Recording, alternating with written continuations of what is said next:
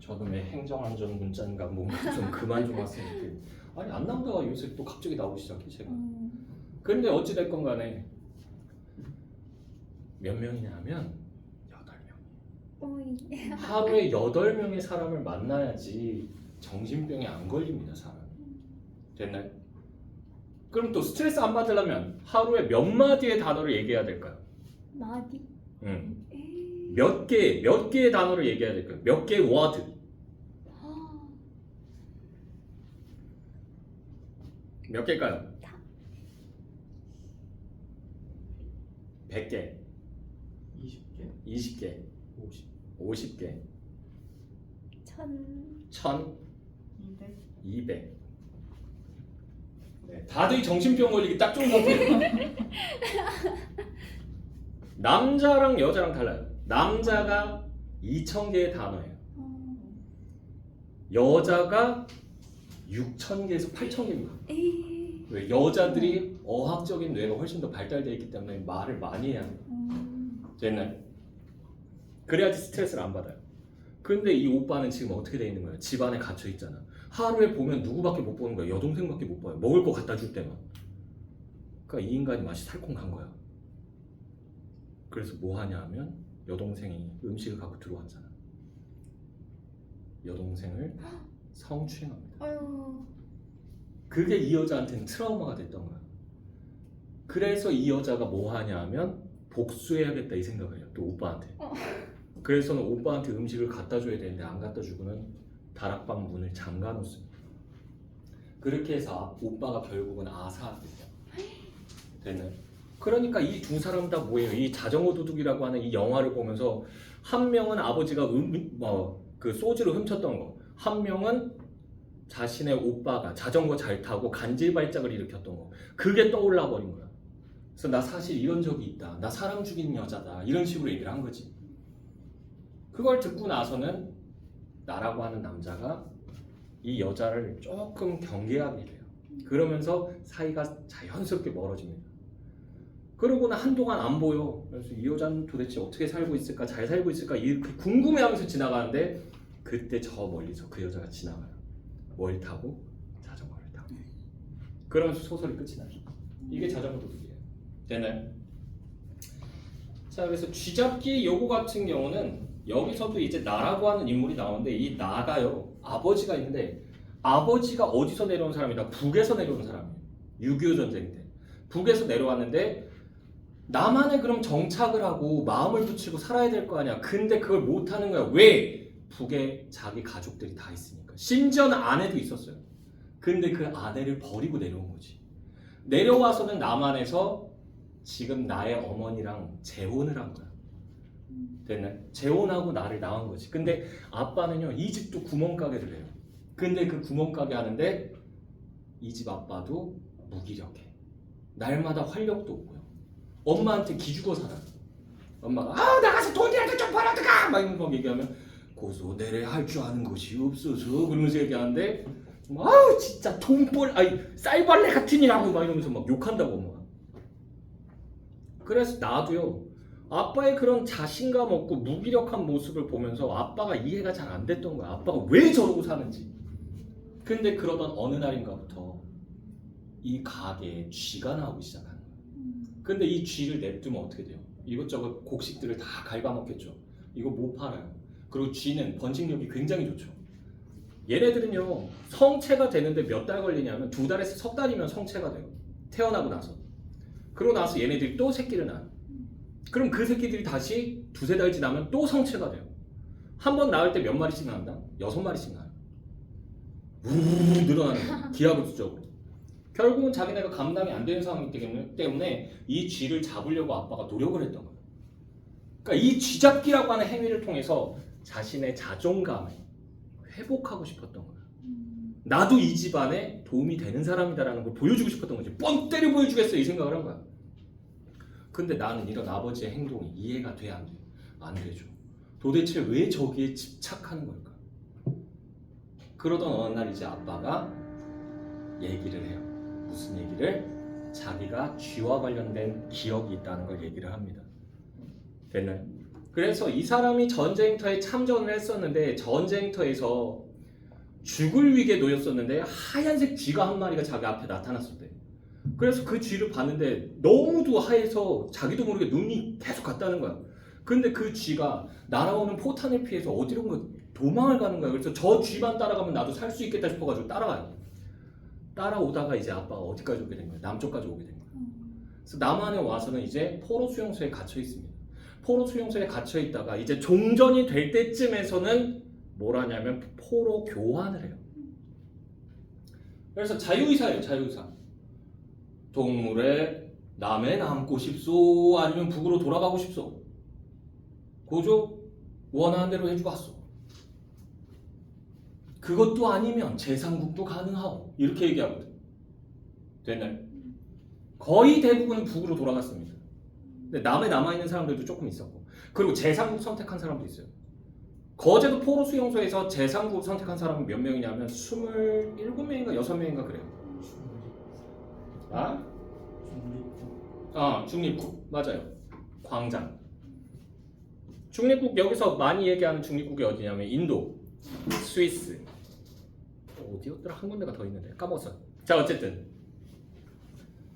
그래서 아빠도 지금 그 경계선에 서 있는 거야. 어떡하지? 남으로 가야 되나? 북으로 돌아가나? 근데 북으로 돌아가면 어떻게 돼? 북으로 돌아가면 변절자 취급을 받아요. 고소 용맹하게 싸우다 돼지지 못하려고 잡혀있다가 풀려나왔네. 니네 그 제국, 미제국주의 앞잡이가 된 거 아이가? 이러면서 오해를 받는다. 그러면서 죽는 그날까지 계속 감시 대상이 돼요. 됐나요? 그러니까 북으로 돌아가도 좋은 대우 못 받을 것 같은 거야. 그런 소문이 이미 다 났어. 그렇다고 남의 남자니 어때요? 가족들을 다 버리고 가는 거잖아. 미안하기도 하고. 그래서 아빠가 계속 서성서성거렸다고. 그러다가 이렇게 천정을 딱 쳐다봤는데 천정에 대들보가 있는데 그 대들보 위로 뭐가 지나가는 거야? 쥐가 지나갔던 거지. 이 복도를 기점으로 해서 이쪽이 북쪽, 이쪽이 남쪽이에요. 시간 딱 몇 분 준다? 5분에서 10분 줘요. 그 안에 결정하라고 해요. 왜? 사람 수가 원체 많다 보니까 한 명 한 명 결정을 못 해요. 절로 넘어갈 사람은 넘어가시고 이쪽에 남을 사람은 이쪽으로 넘어가세요. 그러면서 얘기한다고. 그러니까 얘들이 눈치를 보고 있다가 이러고 있는데 얘가 쥐가 이렇게 지나가잖아. 남쪽으로 가잖아. 이 쥐 덕분에 내가 그래도 목숨을 살렸잖아. 그래서 아빠가 뭐에 홀린 듯이 자기도 모르게 남쪽 지역으로 넘어간 거야. 쥐랑 그 쥐를 보고는 됐어요. 홀린 것처럼. 그러고는 넘어왔는데 넘어오고 나서 이제 뭐야? 후회하는 거지. 아, 그래도 내 가족들이 있는데 다시 북으로 하면서 돌아가려고 그러는데 그때 이미 시간이 종료가 돼버리죠. 그래서 간수들이 얘를 두드러 패요. 그러면서 넘어가지 마! 거기 그대로 있어! 그러면서. 그래가지고 어쩔 수 없이 아빠는요 남에 남게 된 거예요. 그러니까 아빠가 쥐잡기에 열중하는 이유 중에 하나는 자존감을 세우는 것도 있지만 또 하나는 뭐라고 보는 게 맞아? 그 쥐에 대한 원망 같은 게 들어있는 거야. 그 놈만 아니었어도 내가 여기 와서 이런 생각을 안 하는데. 됐어? 약간의 복수심 같은 것도 있어요. 그래서는 아빠가 쥐잡기에 열중을 하다가 나중에 어느 날 우연치 않게 정말로 쥐를 잡게 돼요. 그러고서 아빠가 씩 웃는데 그 모습에서 뭔가 자신감이 느껴지는 거예요. 근데 그러고 나서는 아빠가 살짝 지병이 있었거든. 아빠가 한을 풀어서 그런지 뭔지 뭐 긴장감이 이제 풀려서 그런지 갑자기 병이 나요. 그래서는 아버지가 갑자기 돌아가시게 됩니다. 갑자기 죽이는 게 계속 나오죠. 네, 갑자기 돌아가시게 됩니다. 그러고 나서는 얘는 아빠와의 일을 거의 잘 기억하지 못하고 있었어. 그러다가 얘가 무슨 운동을 하러 나간다? 민주화 운동을 하러 나가죠. 민주화 운동하면요 여기서 지금 데모하고 시위하는 거 이런 거는 잽도 안 돼요. 예전에는 어떻게 했다? 폭력 시위였어요. 폭력 시위. 그래서 저희 전봇대 같은 거 서 있으면 전봇대 넘어뜨려요. 시위대들이. 넘어뜨린 다음에 그러면 이게 콘크리트로 돼 있잖아. 부서져요. 부서지면 이게 돌멩이처럼 되기 때문에 이걸 들고 가서 막 집어 던져요. 누구한테? 경찰들한테. 그리고 또 다른 무기 뭐가 있죠? 시위대들이 가장 많이 쓰는 무기. 화염병입니다. 유리병에다가 신나를 채운 다음에 여기다 심지 달건 거기다 불 붙여서 던져요. 그리고 이게 팡 하고 터지면요. 이 신나가 확 퍼지면서 사람들 몸에 불이 붙거든요. 그래서 예전에는 이렇게 전경이나 이런 애들 있잖아. 의경이나 전경 애들. 얘네들이 그래서 시위 진압하러 나갔다가 화상을 입는 경우가 굉장히 많았습니다. 그래서 우리나라에서 화상 치료에 관련해서는 가장 권위가 있는 병원이 어디다? 경찰병원이에요. 거기는 수많은 데이터가 있거든. 그거 아주 치료하면 돼요. 그래서 여러분들이 만약에 살면서 화상을 입었다 아니면 주위에 누군가 화상 입었다 그러면 심하지 않으면 그냥 동네 의원에서 해도 되는데 많이 심하다. 전신 화상 같은 거 입었다 그러면 무조건 어디로 가라? 가락동에 있는 송파구 가락동에 있는 잠실 바로 옆에 있는 가락동에 있는 경찰병원을 가시면 돼요. 됐나요? 근데 얘도 그래서 시위 나갔다가 시위대들이 막 부딪히고 그러다가 화염병을 맞은 거지. 그래서 머리가 확 다 타버려요. 그리고 여기 다 막 화상을 입습니다. 그래서 이걸 요양하기 위해서 집에 돌아와서 앉아 있었던 거지. 앉아 있다가 이제 아버지의 일을 막 떠올린 거지. 그러다 보니까 지금의 무기력한 내가 아버지의 그 무기력한 모습과 같구나. 방향성을 잃어버린 시대의 방향을 나는 시대의 방향을 잃어버렸고 아빠는 삶의 방향을 잃어버린 거잖아. 둘이 비슷하구나라고 하는 걸 느끼면서 아버지를 이해하면서 소설이 끝이 나요. 됐어? 자 봅시다. 자, 그깟 쥐 한 마리 상대하는 것을 가지고 추악한 전쟁 운운하는 데는 어패가 있을는지도 모른다. 어패, 말의 패단이라는 얘기죠. 말의 패단이 있을는지도 모른다. 그러나 민홍이가 이제 나예요. 민홍은 1년 전 이맘때 홀로 힘겨운 싸움을 해나가던 힘겨운 싸움 여기 줄거고요. 이게 뭐예요? 쥐 잡는 일이죠. 쥐 잡는 일입니다. 이것을 해나가던 아버지를 떠올릴 때마다 그 표현에는 하등의 부풀림이 없다는 생각뿐이었다. 그만큼 아빠가 열중했었다는 얘기야. 자, 그 싸움이 끝나자마자 여기서부터 가로 열자. 그 싸움이 끝나자마자 느닷없이 엄습해온 겨울의 막바지에 불현듯 세상을 등진 아버지. 여기까지 해서 가로 닫아주시고요. 돌아가셨어요. 사람이 이런 게 좀 있어요. 그러니까 항상 긴장하고 살다가 그 긴장감이 풀어지게 되면요. 몸이 아프거나 안 좋아지는 사람들이 있어요. 됐나요? 됐죠? 나도 종종 그랬어. 이제 입시 스트레스 받고 막 이러다가 고3 친구들이 이제 떠나고 빠이빠이 하면서 여러분들이 떠나고 나면 잠깐 공백기 같은 게 생기거든. 그때 그렇게 아프더라고.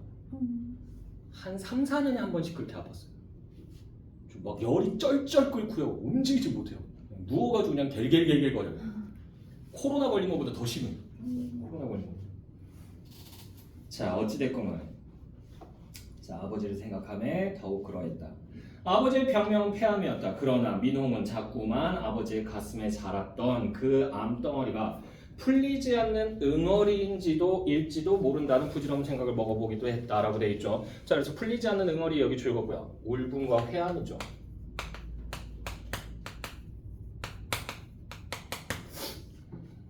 처지에 대한 회한이라고도 볼 수 있고요. 자, 계속 보시면요.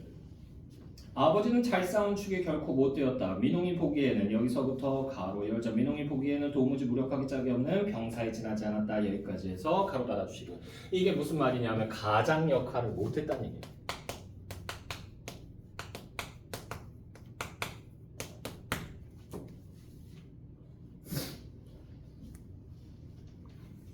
자, 벌써 나흘째 가게 안을 야금야금 좀 먹고 있는 생쥐 한 마리에 생쥐 한 마리 여기 줄거고요.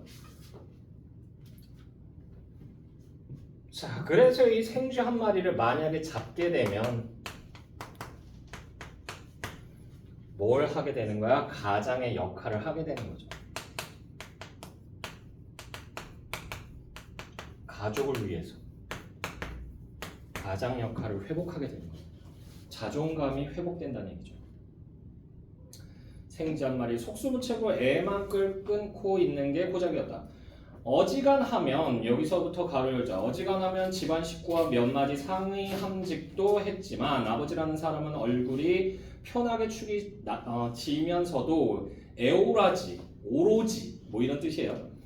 당신의 문제로만 치부하려는 고집스러움을 보여주었다. 여기까지 해서 가로 닫아주시고요. 자, 그래서 여기서는요 혼자서요 문제를 해결하려고 하는 거죠. 자, 이걸 통해서 이 사람 가족과 단절되어 있는 거예요. 아내한테 얘기한다고 해서 아내가 도와줄 것 같지도 않고 아들내미도 자기를 한심하게 보고 됐나요? 그래서 나 혼자 오롯이 이걸 해야 돼 라는 생각을 하는 거죠. 자, 그 고집스러움은 무엇보다도 말없음으로 드러났다. 아버지는 실업증에 걸린 사람 마냥 입을 한 일자로 굳게 다물어 버렸고 민홍은 그 완강함에 밀려 멀찌감치 겉돌고 있었다. 자, 중요한 부분 줄거리입니다. 아버지는 여기서부터 가로 열자 아버지는 경제적으로 무능해 가족에게 인정을 받지 못하고 아내 가게에 나타난 쥐를 잡는 데 집착하지만 그것마저 번번이 실패한다. 여기까지 해서 가로 닫아주시고요. 그래서 여기서 고된 아버지의 삶이 드러나요.